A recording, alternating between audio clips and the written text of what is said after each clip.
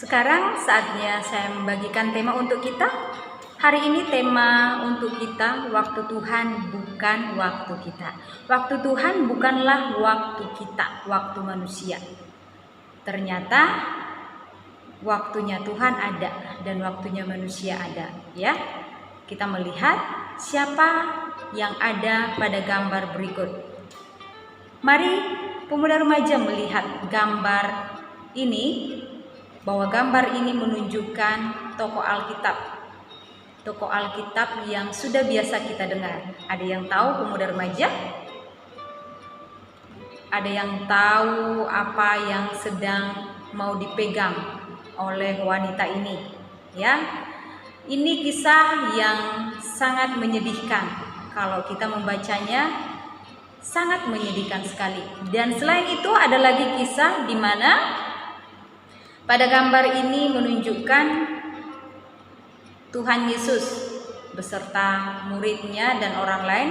Di sini ada gambar orang yang ditutupi dengan kain kafan dan ada kuburan seperti itu, ya. Anak-anak, gambar di samping ini mungkin bukan hal yang asing kepada kita semuanya. Kita lanjutkan. Bahwa hari ini pemuda remaja kita melihat kisah perempuan pendarahan.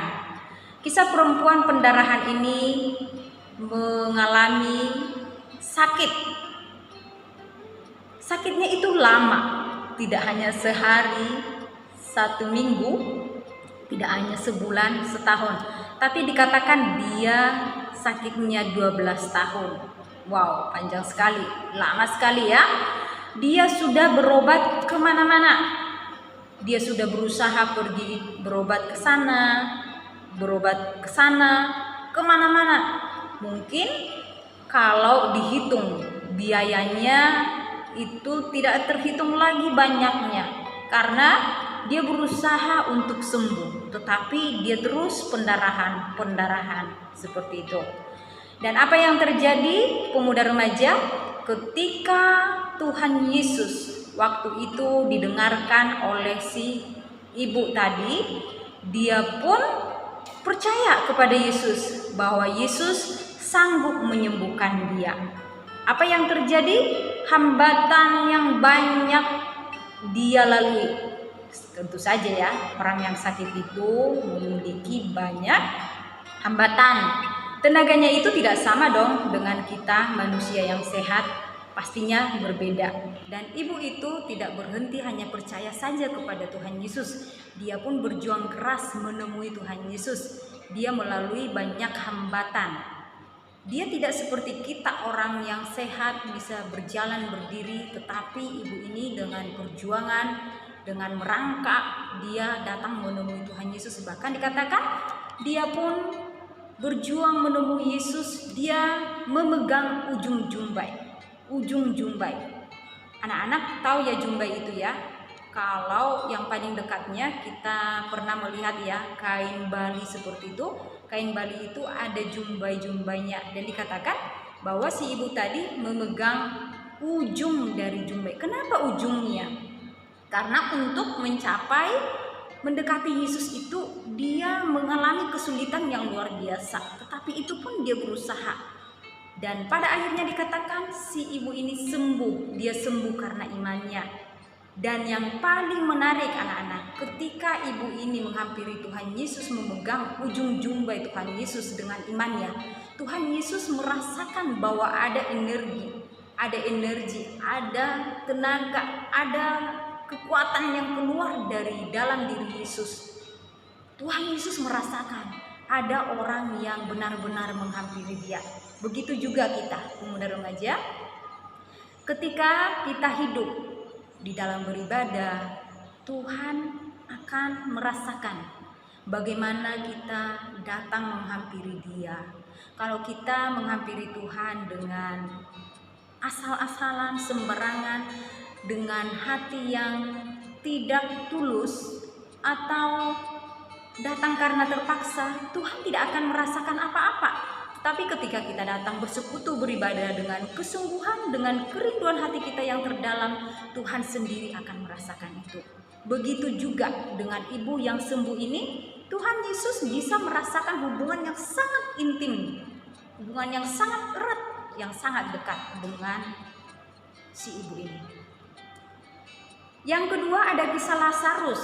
Anak-anak pernah pasti mendengar kisah Lazarus. Lazarus adalah saudara Maria Marta. Waktu itu Lazarus ini sedang sakit, dikatakan sakit, sehingga Marta dan Maria karena dekat dengan Tuhan Yesus, ketiga orang ini dekat dengan Tuhan Yesus. Ketika Lazarus sakit, mereka mengirimkan kabar kepada Tuhan Yesus. Tapi apa yang terjadi?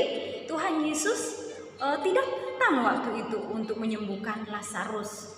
Yang pada akhirnya Lazarus sudah dikuburkan selama 4 hari. Pada waktu itu Tuhan Yesus berlambat-lambat datang. Bahkan Tuhan Yesus bersama murid-muridnya kembali lagi ke suatu daerah.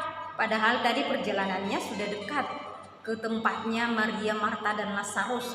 Tetapi mereka sengaja kembali ke daerah sebelumnya.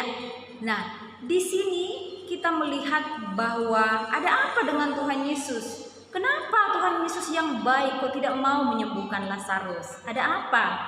Ketika Lazarus sudah dikubur, Tuhan Yesus pun datang. Dan apa yang terjadi? Marta, Maria berkata, Tuhan Yesus, seandainya Tuhan Yesus datang di waktu itu, Lazarus tidak mungkin ada di kuburan sekarang. Seandainya Tuhan Yesus datang menyembuhkan Lazarus, kami tidak akan kehilangan saudara kami. Nah, itu adalah waktunya manusia. Tapi waktunya Tuhan itu berbeda dengan kita. Yang diminta oleh manusia itu adalah hal yang biasa. Tuhan Yesus menyembuhkan, dokter-dokter dipakai Tuhan untuk mengobati, pasien-pasiennya sembuh, itu adalah hal yang biasa. Tetapi Lazarus bangkit, pada akhirnya dibangkitkan oleh Tuhan Yesus dari kuburnya. Itu bukan hal yang biasa, itu adalah sesuatu yang luar biasa yang tidak bisa dikerjakan oleh siapapun. Pemuda remaja, begitulah hidup kita.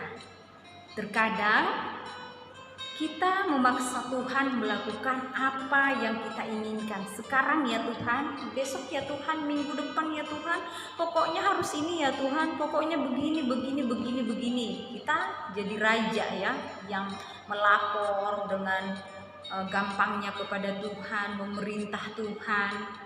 Kita jadi bos, Tuhan itu jadi hamba, jadi budak kita. Jangan ya, waktunya Tuhan itu selalu indah, tepat. Tuhan itu tidak pernah cepat, Tuhan tidak lambat, tetapi Tuhan itu selalu tepat. Anak-anak, kita melihat apa yang dapat kita pelajari dari firman Tuhan hari ini. Firman Tuhan bahwa waktu Tuhan itu tidak sama dengan kita. Ketika kita memiliki banyak masalah di dalam hidup kita harus percaya bahwa masalah kita itu tidak bisa kita lalui tanpa Tuhan Yesus.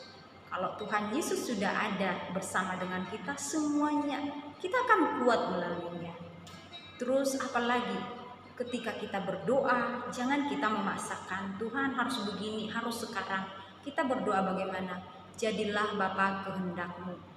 Jadilah sesuai dengan rencana dan kehendak-Mu, sesuai dengan waktunya Tuhan. Ingat, selanjutnya pemuda remaja kita harus memahami bahwa Tuhan punya banyak cara di dalam hidup kita. Sebagai manusia kita berjuang keras, berjuang terus bagaimana caranya menghadapi masalah, bagaimana caranya kita keluar dari sebuah masalah, bagaimana caranya kita bisa berjalan di dalam masalah. Kita punya cara, tetapi cara kita itu terbatas. Apalagi kehidupan kita, kondisi sekarang, pandemi COVID-19. Mungkin manusia sudah lakukan banyak dan berbagai cara. Mungkin kita bisa sampai di titik di mana kita kehabisan cara. Kita tidak bisa berkata-kata lagi. Tetapi ingat, Tuhan Yesus itu adalah memiliki banyak cara. Caranya yang tidak pernah kita pahami. Pemuda remaja, apapun yang menjadi masalah kamu, apa yang menjadi doa kamu, ingat, selalu berserah kepada caranya Tuhan, selalu meminta waktunya Tuhan yang jadi. Itulah pelajaran yang bisa kita ambil. Lalu, anak-anak, Apa yang harus kita lakukan saat ini? Libatkan Tuhan di dalam seluruh hidup kamu. Seluruh, bukan hanya di waktu kamu sedih, waktu kamu sakit, tetapi di dalam seluruh hidup kamu. Bagaimana musim kehidupan kamu, pengalaman hidupmu, suka duka, semuanya libatkan Tuhan. Jika kamu berdoa, tetaplah percaya bahwa ada waktu Tuhan yang tepat menjawab doa kamu. Jawaban Tuhan itu selalu yang terbaik. Jangan berkata, Tuhan, saya tidak mau ini. Saya maunya seperti yang saya mau. Jangan pernah berkata seperti itu. Apa yang Tuhan berikan itu adalah yang terbaik, sekalipun menurut kamu itu bukan baik. Dan jangan pernah menyalahkan Tuhan, menyalahkan orang lain, menyalahkan situasi kondisi yang ada, menyalahkan diri sendiri. Ingat, waktunya Tuhan itu ada, tepat, dan selalu memberi jawaban yang terbaik kepada kita. Kiranya firman Tuhan ini memberkati kita semuanya. Kita berdoa. Bapa di surga, Bapa yang baik, terima kasih Tuhan. Tuhan sudah mengajarkan kami bahwa waktunya Tuhan ada selalu bagi setiap kami. Biarlah kami terus percaya kepada Tuhan. Di dalam hidup kami menyerahkan sepenuhnya hidup kami kepada Tuhan. Terima kasih Bapa di surga.